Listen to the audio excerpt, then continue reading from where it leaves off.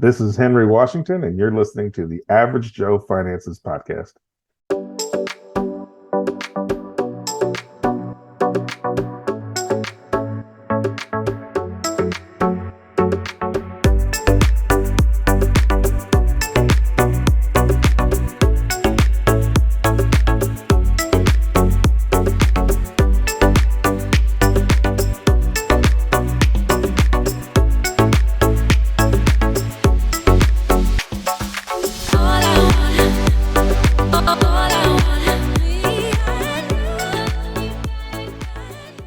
If you're watching this on YouTube, make sure you smash the like and subscribe buttons.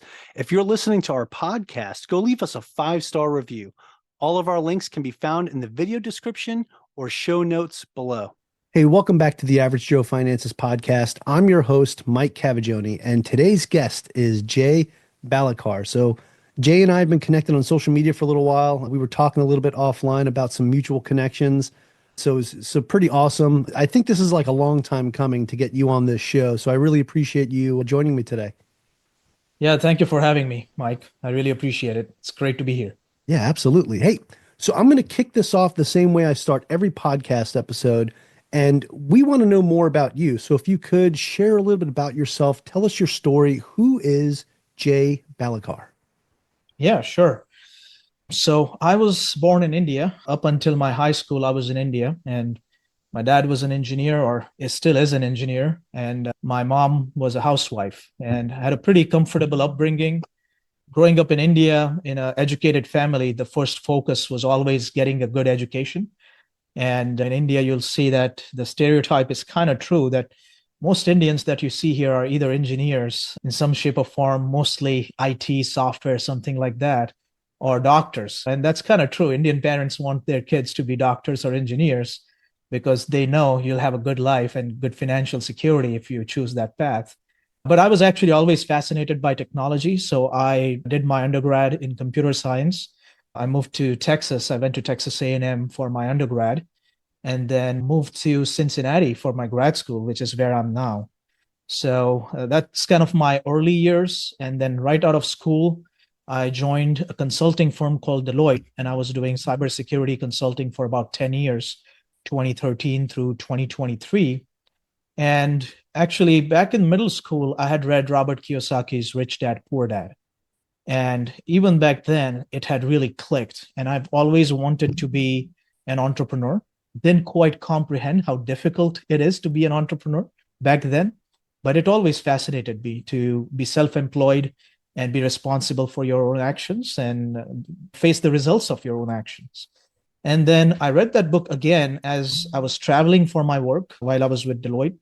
And it made even more sense to me because now I clearly understood assets versus liabilities. I had a little bit of money saved up for investing. And that's why I started reading a lot of the investment books. Then I read Cash Flow Quadrant, a lot of other Bigger Pockets books, Ken McElroy books, Joe Fairless syndication book. And I was like, wow, all of these books have valuable content.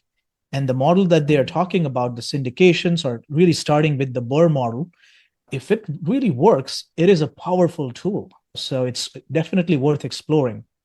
But then because I was traveling, it was getting a little difficult for me to take the first step and buy the property.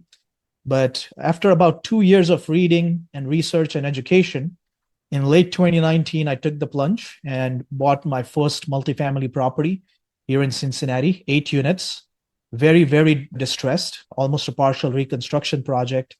Had to redo everything, electrical, plumbing. Half of the building had collapsed. The roofs had caved in.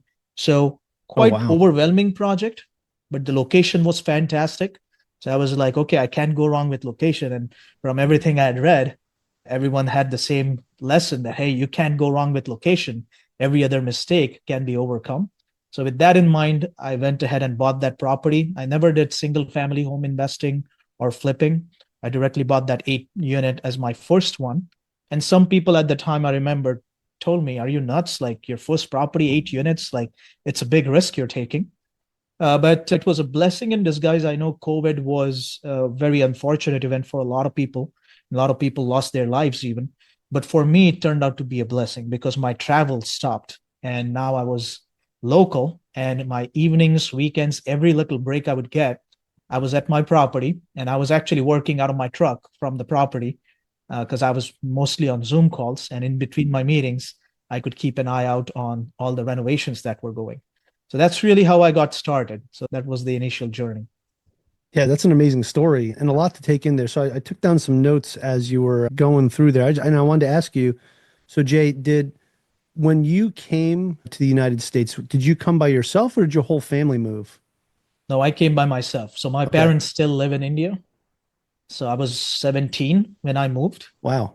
And I think that was also one of the first steps where a lot of our family members and relatives, they were kind of criticizing my parents that, are you sure you're sending your kid to the other side of the world at such a young age? You have no idea how it's going to turn out. And it's a huge risk you're taking.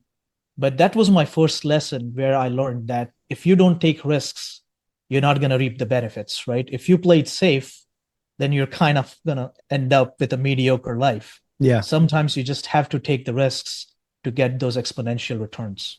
So at 17 years old, you're still a minor, right? Yes. Coming over here to start really your adult life. Okay, and then you went to school. After school, you got that consulting job with Deloitte, and you did that for a little while. And I think that's one of those things, though, you were able to get yourself into a job where you were able to actually save up some money and figure out what to do with it. I'm glad that you brought up the Purple Bible, Rich Dad, Poor Dad, right? Because that's one of those books that's kind of like a fundamental foundation for a lot of real estate investors or just investors in general or good business Yep. owners, right? Because when you start understanding the difference between actual assets and liabilities, you can start making smarter decisions with where you're putting your money. So yeah, that's awesome. So you obviously you read a lot of real estate books. So you kind of continued to learn even after you finished school and realized you wanted to go a different route. So I got to say, kudos to you for taking that big risk on that 8 unit for your first one.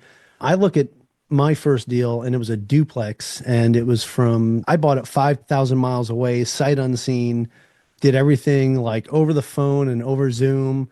I hired my property manager that way too. And it was a process. But to go right into 8 units into multifamily, like that's pretty beastly. So what made you say multifamily? I'm just going to jump right into that. I'm not even going to do, because you had brought this up. You had brought up how a lot of people will go do like the Burr method and they'll start building that way and build up their capital and then get into multifamily. What made you just dive right in? Yeah, I think because I took my sweet time educating myself, I was able to read up on, I think Rich Dad Poor Dad and Cash Flow Quadrant were really mindset focused books, Yeah. financial mindset, right? They changed my mindset towards investing. But then all the real estate books that I read, it gave me an exposure to multiple asset classes. And between single family and multifamily, I clearly saw their pros and cons.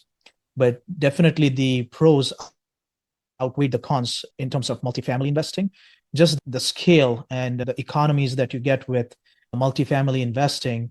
You have 8 units instead of one. So even if 1 unit out of the 8 are vacant, you still have 7 paying tenants and stuff like that. And the appraisal is based on the NOI. I read about that and I was like, okay, so now I can actually control the value of my property to a good extent. Of course, the cap rate is market dependent, but at least there was one lever that was in my control. And if I made sure this property looked great and I put good quality tenants in it and I increase the rents, my property is going to be worth more. So with all of that education, I was like, okay, the Burr method works for a single family. It's got to work for multifamily as well. And my idea with this property was to actually do a Burr on multifamily. And this 8 units, I bought it for like 50 a door. And then after we were done with the project, the rents went from 500 to about 1,000. And the property actually appraised for 800,000. So it was a true Burr deal where we pulled all of our cash out after a cash out refi. And it basically just proved the concept because it was a really long rehab because everything had to be redone. It took us 8 months. But towards the end of those 8 months, I was like, oh my God, I hope this pencils out because I had taken a huge HELOC to fund the renovation on my primary home.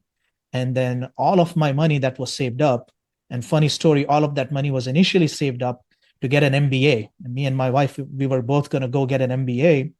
And then we realized that post MBA, what does our life look like? Professional life and personal life. It was like I was already in consulting. So my options were private equity or investment banking. And I had a few friends who had gotten into investment banking. And I saw their lives closely. And I was like, I don't know if I want that life because it's just so stressful. You're working 7 days a week. If the Japan market is open, Shanghai market is open, you're working. The NASDAQ is open, you're working. So you're basically always working. So I was like, okay, let's take a step back and see what's a better use of my time and money. And then we took all of the savings and put it into this first multifamily property. And immediately, 8 months later, it paid off. We doubled our capital and then we continued to recycle that capital. So 10 units after that, another 12 unit. Then we did a 4-family house hack, another 8 units. So built a 40-unit portfolio just between me and my wife, just by recycling that capital through BRRRR method. And we were self-managing all of those 40 units. We still do. So it was really great learning. And I would say that we were also in a really good market cycle. So the market was also to some extent helping us. So if we did make some mistakes, we learned from it, but the market was also helping. So one mistake didn't bury us, but times are different now. One mistake can bury you. So, yeah. It's funny because the way you describe it, like you basically, you had yourself at a crossroads and there was 2 paths you can take, right? Right. Investing in real estate was one path. The other path was you and your wife getting your MBAs, right? And you were really looking at that because of education being so important to you. I think that background of how you grew up, right? And I'm pretty sure if you broached this topic with your family back home, they were probably like, go to school. 100%. Yeah. Yeah. So, they still ask me, when are you going back to your cybersecurity jobs? So.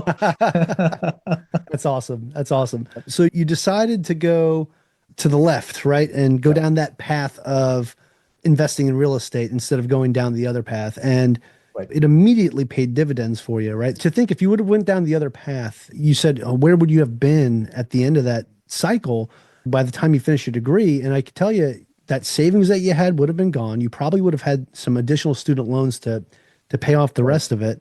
So you'd be in more debt and figuring out what the next move is now and getting into a new career field that you probably would have hated. So definitely made the right choice. And one of the things I really like about your story is that you present, at least to me, you're presenting that there were these decision points in your life that you had to make a choice. And it's all about making the right choice based off of how you educated yourself. And it wasn't through your traditional education. It was through what you sought out to learn yourself about real estate. So I think that's super important for our listeners is that I'm not saying don't go to college and educate yourself. I just finished my bachelor's degree not too long ago just because I wanted to get it done, but it wasn't something I had to do, right?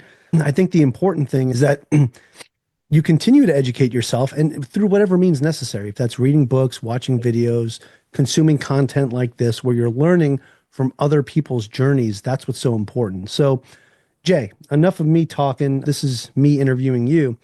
What are some of the biggest takeaways or lessons that you've learned from starting off at that 8 unit to your very last deal that what was the last deal that you did? The last deal just earlier this year, we closed on a 22 unit. Last year, we did 4 deals in the 40 to 60 unit size range. Okay.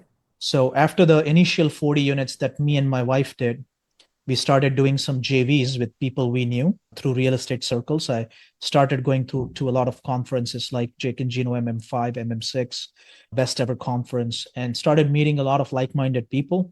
And through those connections, did some joint venture deals, about maybe 8 to 9 JV deals, and then started syndicating in 2023. So we have syndicated about 8 deals so far, but they've all been in that mid-sized range, because that's where we saw the cost basis was way more lucrative. And the upside was really great because we didn't have competition from private equity groups and family offices and stuff like that. Yeah. Jay, I just want to point something out because I think you just brought up a very key point because I can see from where you and your wife got to those 40 units. And then once you started networking and connecting with other people, there was explosive growth after that. Because you were talking about how long it took you to get to those 40 units. but then you did 8 right away when you were doing JVs and syndications. I mean, that's amazing. And I think that's an important takeaway is the networking piece of this, right? Is meeting people, like-minded people that are doing what you want to do or doing the same thing as you. I think that's super important. So I'll let you continue. Yeah, no, on that point, absolutely. And having good mentors, I would say, is crucial Absolutely. because you may meet so many people through networking, but you really don't quite know who to trust because in a bull market, everybody looks like a rock star.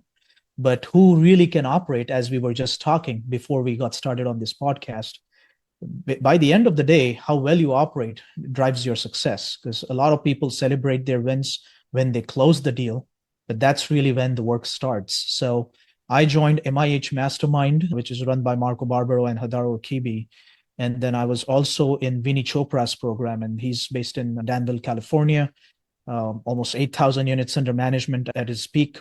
So these people had done what I wanted to do. So it also gave me confidence and the know-how to go after the larger stuff because now we were working with other people's money.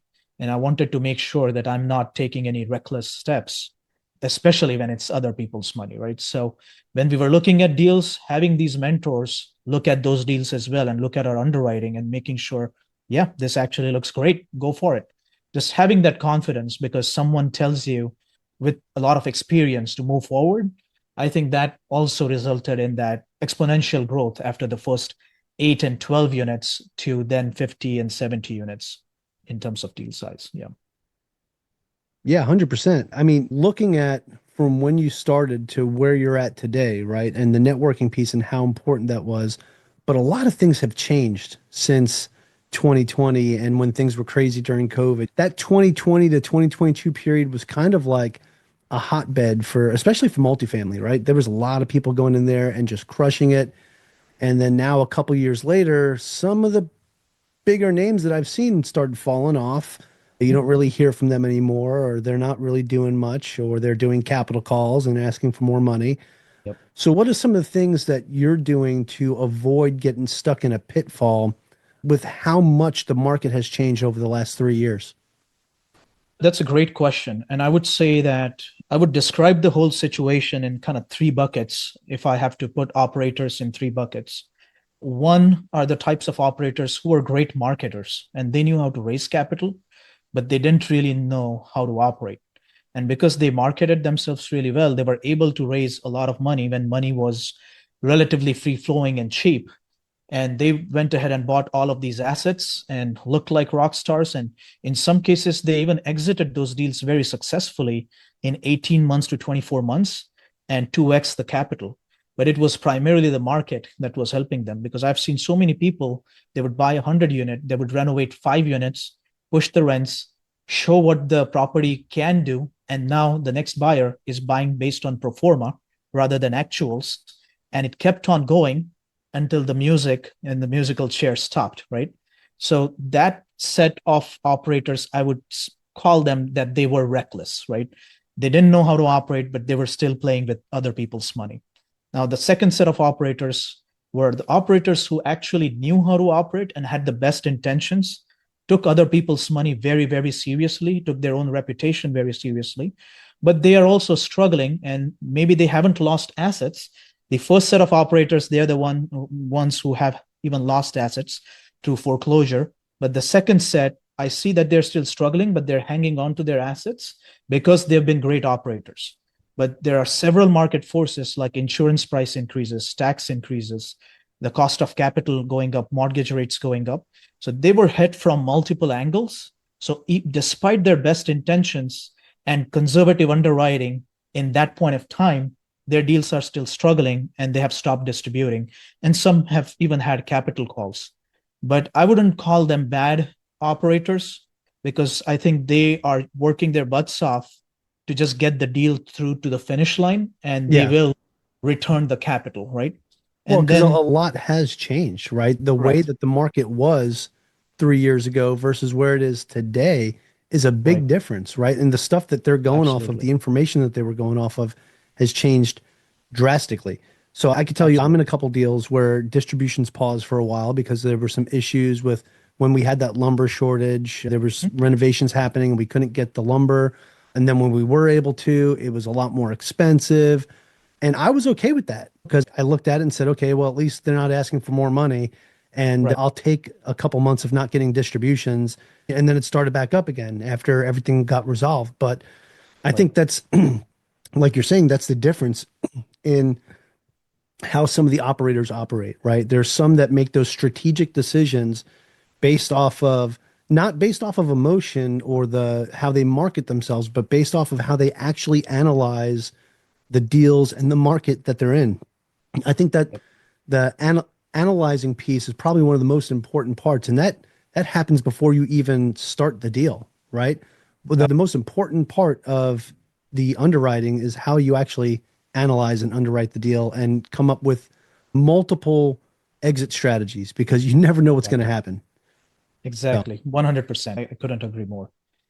So, yeah, I mean, that's really what I'm seeing in the market. And I guess the way we navigated it ourselves is now, first and foremost, we are fully vertically integrated. So that gives us more control over our properties.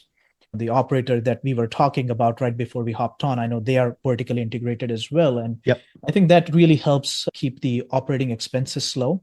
And because you're seeing every dollar that comes in and every dollar that goes out. So having property management and construction management in-house gives you a greater control. And then the asset managers are empowered because they have access to everything and they have a voice in everything. Because we have struggled with third-party property managers in the past. And I have honestly have nothing against third-party managers because, well, if I was a third-party manager and if I was making 7 to 8%, that's a pretty low compensation for a really tough job, right? And they're managing thousands of units. So I can see how things can kind of fall through the cracks, which is Yeah. why we decided to bring it in-house. Secondly, we decided we were never going to do bridge debt. So we have no exposure to bridge debt. I know in some cases you could only get a few deals done through bridge debt. That was the only tool you had at your disposal. Because if it was below 90% occupied, but it was still in a good market and a good asset, your only option was bridge. But because we were buying assets in that 30 to 70 unit size range, they were still small enough where we could actually buy them using local bank debt. And that debt was fixed for 5 to 7 years. It was a loan to cost product. So we got really good leverage at a really good interest rate that's locked up for a really long time. So that helped us, and we did not have to deal with floating interest rates going up. And in my market, the insurance pricing has not quadrupled like it has in some coastal markets. It definitely went up, but we were able to absorb the insurance price increases and tax increases. So that had given us a lot more, I would say, predictability across our assets. But there was still one asset where we have stopped distributions, primarily because that market got a little too soft very soon. So it's one of the tertiary markets around Cincinnati. And as the market started to cool off, the tertiary markets cool off even faster. So that property was beginning to suffer in terms of cash flow and stuff like that. But now, after bringing management in house, my partner runs the property management company. We are already seeing that things are improving and our OPEX is dropping. So essentially, what we've been doing to kind of have a better control on the assets. Yeah, I think that's super important. That vertical integration piece that you're talking about spells out major wins, right? Because when you do have everything in-house and you actually control it and you're not worried about a third party where, they might feel a bit slighted based off of the percentage they're being paid. And then they're also managing other assets besides the one for you. Everyone is their first priority, right? So there might be Correct. things that get missed or things that come up that they're slow to report back to you because they're managing other assets at the same time. So I think, yeah, that's super important. And I think most of the operators that I've seen to have continued success all have vertically integrated. They've all brought a lot of their services in-house. Not necessarily everything, but like a couple of the things. You don't have to have everything in-house, but if you can, that's fantastic. But for the most part, they vertically integrate in some type of way, and that's been huge. And I think with the way the market continues to evolve, especially this year in 2025, I feel like if you don't do something like that, if you're not creative, you are only setting yourself up for failure, right? And that's one of the things that I've always noticed about successful real estate investors is that they're always creative. with how they come up with ways to raise capital, with how they come up with ways to invest in a new market, how they come up with ways to analyze specific assets and asset classes. I mean, I'm sure you remember like the big hype back in 2022, out of nowhere came self-storage. It was insane. Yes. It was blowing up everywhere, right?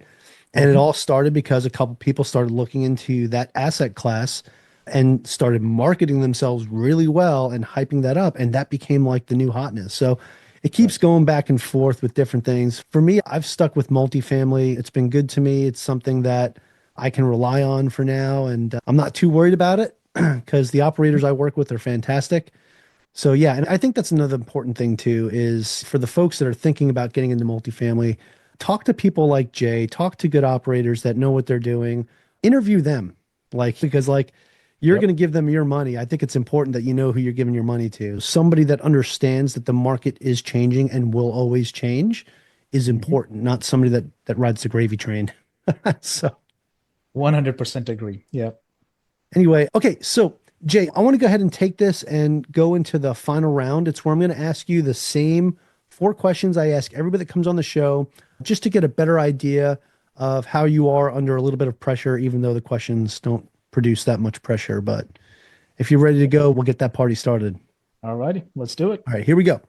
So, Jay, first question of the final round is, what's the biggest mistake that you've ever made when it comes to your finances or business life? So the biggest mistake I've made is actually in some of my initial deals. So the 17 unit that we had done, and even the first 8 unit, it was underestimating the capex cost, underestimating the amount of time it takes to stabilize a property, and severely underestimating the holding costs.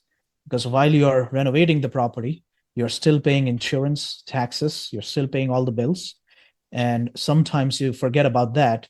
And that's an expensive mistake. But I'm thankful I learned that on some of my smaller deals. So Yeah, absolutely. That's fantastic. And I think one of the important things, it's one of those ways that you can kind of say that you invested in your MBA still, right? Because when you make those kind of mistakes and you see the amount of money that it costs you, you're right. less likely to make those mistakes again. So Absolutely. it is in another way paying for your education.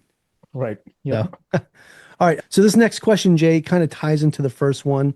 And what is something that you've learned that you wish you knew when you first started this out? So I guess just piggybacking into the mistake that I spoke about, one thing that we have learned is having crazy amounts of reserves. So if someone looks at our underwriting, they might think that, man, you guys have so many reserves. You're raising extra capital and putting in so much money in these reserves. But we have learned through some of those mistakes and through what's happened in the market in the last 2 years. There's never less amount of reserves, I would say. So I think what we do is we put 6 months of principal, interest, taxes, and insurance. That's one of our reserves. On top of that, we have operating reserves, capex reserves, deferred maintenance reserves, and another 10% reserve on top of all the reserves, right? So sometimes it is an excessive amount of reserves, but that lets you sleep at night, because when things do not go right, I think the only thing that can save you is cash. So cash management and having good amount of reserves is the only thing that can save you when things get rocky. So I would say that's one thing that we've started to do after some of those lessons learned. Absolutely. Yeah, that's super important, right? So Yep. having all those reserves, especially when the market makes a shift like we've seen, puts you in a much better place than other people that may have just given that cash out as distributions or anything like that. So I think that's important too, because when at the end of the day, when you finally go full cycle on that asset, I mean, whatever reserves you have left, you have that to distribute. So it's just another way to win, but play it safe at Absolutely. the same time. And I really appreciate that point of view, because I think the folks that are conservative with their investments are the ones that, usually have the most success, because you're like, hey, we don't need to make all the money now. Let's keep this thing going. Let's get our renovations done. Let's increase the value of this property over time and not rush it. And that whole get rich quick and do it overnight thing is mind boggling. So I Absolutely. appreciate that perspective for sure. So, okay, cool.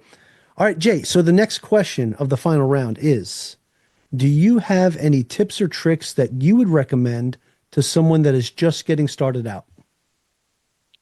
Yeah, sure. There's so many lessons learned. I would say the tips or tricks, I would segment it into active versus passive investing. So if you're starting out as an active investor, I always recommend people to start small. Start with a duplex, four family, something small where if you do make mistakes, you can recoup from them. You have enough capital to recoup from those mistakes. It's not going to bankrupt you. And even worse, you're not going to lose other people's money. That's another thing that I would always recommend. Don't use other people's money, especially on your first couple deals, because that's when you're making the most amount of mistakes and you're learning.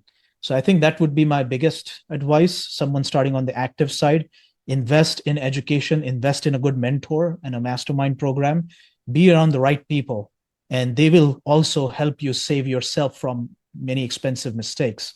As Warren Buffett says, right? You got to learn from your mistakes, but they don't always have to be your mistakes, right? So you can learn from other people's mistakes, and that's even better.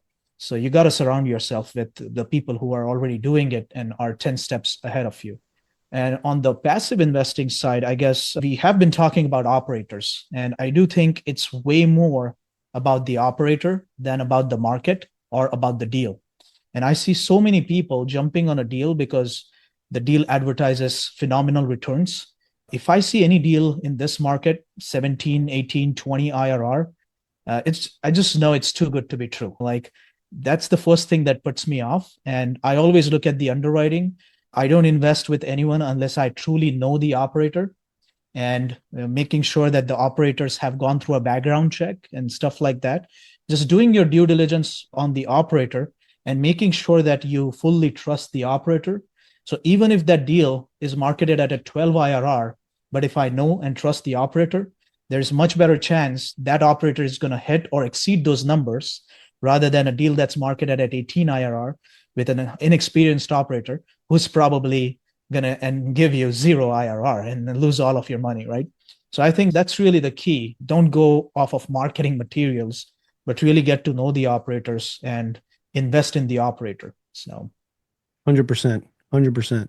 Like I said, interview them. This is your money, right? You want to make sure you're putting it to a good steward, right? absolutely. Awesome. Okay.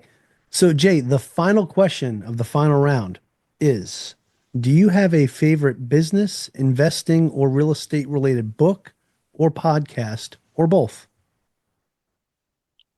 Tons of books. I would say I'm not going to name a real estate book.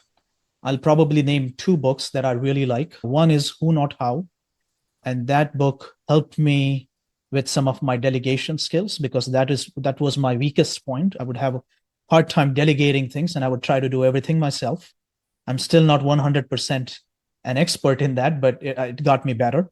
And the other book is Buy Back Your Time by Dan Martell, because initially you're only thinking in terms of return on investment. But after you read that book, you start thinking about your return on time, which is your biggest asset. So I think those two would be my favorite ones. Awesome. Fantastic recommendations. Great. Okay. That is it for the final round. Like I said, not too bad, nothing crazy. But now I have another question I want to ask you, and it's probably the most important question of this entire interview because we've talked about a lot of things. We've talked about not only, your story and how you got to where you are, but also there was a lot of good fundamental takeaways and golden nuggets that you gave here. So there are probably people out here listening right now that are like, hey, I want to learn more about Jay. I want to learn more about what he does, or maybe potentially invest with him in the future. So where can people find you? Do you have any social media you could share with us, website, anything like that? Yeah, absolutely. I'm active on LinkedIn and Facebook. So my first name is Jaideep, Jaydeep Balekar. So you can find me on LinkedIn and Facebook. I love to set up one-on-one calls with people and just get to know them on a personal level rather than just exchanging emails or Facebook messages. So my Calendly link is calendly.com/Jay Balekar, Jaybalekar. And then our website is prospercapitalco.com. All right, awesome. So I will have those links in the show notes to make it easy for those listening right now. And you guys know the drill. If you're driving, Please don't sit here and try to visit the links right now. Wait till you're in a safe place or get to wherever you're going to do that. But awesome. So Jay, to close things out, I just wanted to ask you, do you have any final thoughts for our listeners? I guess final thoughts for listeners would be, I know that there is a lot of fear in the market right now. So a lot of people are scared to invest in anything, especially with all the tariffs and all of the stuff that's going on. But I would say that believe in fundamentals and understand an asset class before you start to invest in it. Just don't go after what's hot. It could be Bitcoin, it could be AI and the new tech companies. Don't just chase something because you hear about it. Don't follow the hype, but get to understand an asset class, get to understand and know the operators within that asset class, do your research, and then start investing there. And if you trust the fundamentals, like what you and I invest in is multifamily, I still invest in multifamily, although the margins are getting thinner and things are getting harder, because I believe in the fundamentals of that asset class. So once you have that belief, you will have a lot more confidence investing in that asset class. So I think that would be my biggest advice for investors listening to this podcast. I love that. I love that. That's awesome. Jay, I just want to say thank you so much for joining us today. This was a fantastic interview. I really enjoyed not only your story, but again, like I said, the fundamentals that you provided, the golden nuggets, and just the wisdom that you provided during this interview, I think is super important. And I really hope that our listeners got something out of this. And I also want to say thank you to all of our listeners for joining me and our special guest today, Jay Balekar, on the Average Joe Finances podcast. Go leave us a 5-star review and tell us what you liked specifically about today's episode with Jay. Aloha from Hawaii, and have a great rest of your day. Thank you for making it to the end of this episode. Greatly appreciate you being here with me today on the Average Joe Finances podcast. If you haven't done so yet, make this the episode that you go leave us a 5-star rating or subscribe to our YouTube channel. The Average Joe Finances podcast is for informational and entertainment purposes only. Have an outstanding day.